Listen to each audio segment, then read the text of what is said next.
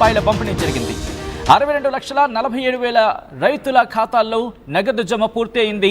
ఎకరాకు 6,000 రూపాయల చొప్పున నగదు జమ చేయడం జరిగింది ప్రభుత్వం. ఇప్పటి వరకు 5 ఎకరాల లోపు రైతులకు రైతు భరోసా నిధులని జమ చేసింది ప్రభుత్వం.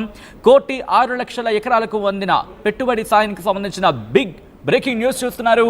ఎకరం లోపు 24.22 లక్షల మంది రైతులకు సంబంధించి మాట్లాడుకుంటున్న సందర్భం. అంటే 24,22,000 మందికి సంబంధించి 2 ఎకరాల లోపు 17,02,000 మంది రైతులు, అలాగే 3 ఎకరాల లోపు 10,45,000 మంది రైతులు, 4 ఎకరాల లోపు 6,33,000 మంది రైతులు, 5 ఎకరాల లోపు 4,43,000 మంది రైతులకు రైతు భరోసా పూర్తయినట్టుగా తెలుస్తోంది. ఈ నేపథ్యంలో రైతు భరోసా నిధుల జమకు సంబంధించి ఆ రోజు ముఖ్యంగా రైతు భరోసాకు సంబంధించి మాట్లాడిన సందర్భంలో రైతు భరోసా నిధుల జమ చేసే ఆ కార్యక్రమానికి సంబంధించి ముఖ్యమంత్రి రేవంత్ రెడ్డి ఆ రోజు మాట్లాడారు. ఒకసారి ఆ రోజు ఆయన ఏమన్నారు చూద్దాం.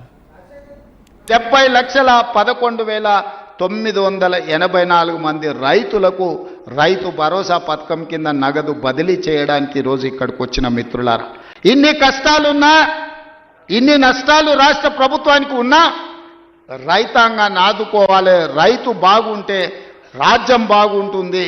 ఇవాళ రైతు చేతుల నగదు ఉంటే అప్పులోల చేతుల బలి కాకుంటాడు. అప్పులకు మిత్తీలకు ఇవాళ వెళ్ళి రైతు బలి కాకూడదన్న ఏకైక లక్ష్యంతోనే ఈరోజు ఈ కార్యక్రమాన్ని తీసుకుని 70,11,984 మంది రైతులకు రైతు భరోసా పథకం కింద నగదు బదిలీ చేయడానికి రోజు ఇక్కడికి వచ్చిన మిత్రులారా, ఇన్ని కష్టాలున్నా ఇన్ని నష్టాలు రాష్ట్ర ప్రభుత్వానికి ఉన్నా రైతాంగాన్ని ఆదుకోవాలి. రైతు బాగుంటే రాజ్యం బాగుంటుంది. ఇవాళ రైతు చేతుల నగదు ఉంటే అప్పులోల చేతుల బలి కాకుంటాడు. అప్పులకు మిత్తీలకు ఇవాళ వెళ్ళి రైతు బలి కాకూడదన్న ఏకైక లక్ష్యంతోనే ఈరోజు ఈ కార్యక్రమాన్ని తీసుకుని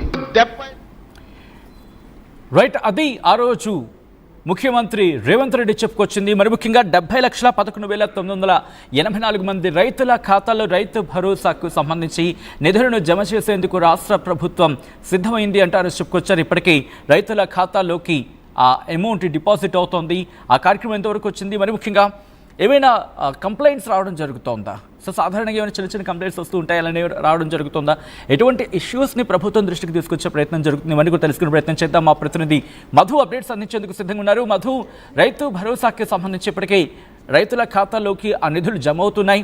ఈ నేపథ్యంలో ఏమైనా కంప్లైంట్స్ వస్తున్నాయా, లేకపోతే దీనికి సంబంధించి ఎటువంటి ఇన్ఫాక్ట్ ప్రభుత్వం నుంచి ఎటువంటి మాటలు వినిపిస్తున్నాయి? అట్ ద సేమ్ టైం ఎటువంటి చర్చ జరుగుతోంది కాంగ్రెస్లో? ఎగ్జాక్ట్లీ, అంటే మొన్ననే ముఖ్యమంత్రి ఒక క్లారిటీ ఇచ్చే ప్రయత్నం చేశారు. 9 రోజులలో 9,000 కోట్లు రైతుల ఖాతాలో రిలీజ్ చేస్తామనేటువంటి స్టేట్మెంట్ చేశారు.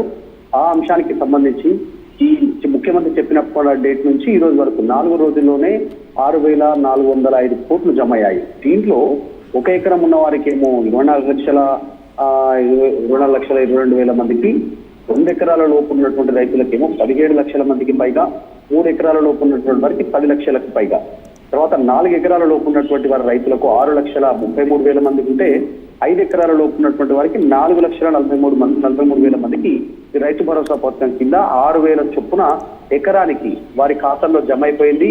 రాష్ట్ర వ్యాప్తంగా ఈ అంశానికి సంబంధించి, ఎందుకంటే వానాకాలం పంట కింద దీన్ని జమ చేస్తున్నాం అనేటువంటిది ప్రభుత్వం చెప్పింది, స్టేట్మెంట్ ఇచ్చింది.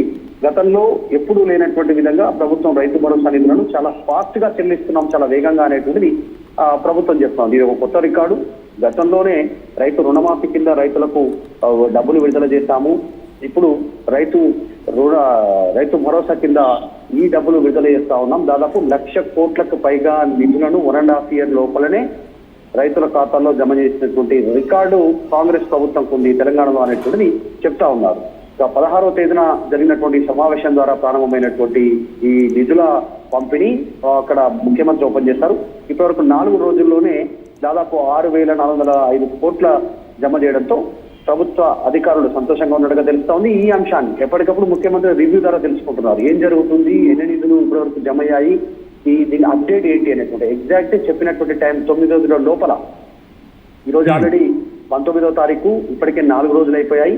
అంటే మొత్తం ఇంకా 24వ తారీఖు లోపల దీనికి సంబంధించినటువంటి నిధులు జమ అవుతాయి. జమ అయిన వెంటనే లోకల్ బాడీ ఎలక్షన్స్ కి నోటిఫికేషన్ కూడా ఇచ్చడానికి రాష్ట్ర ప్రభుత్వం సిద్ధంగా ఉంది.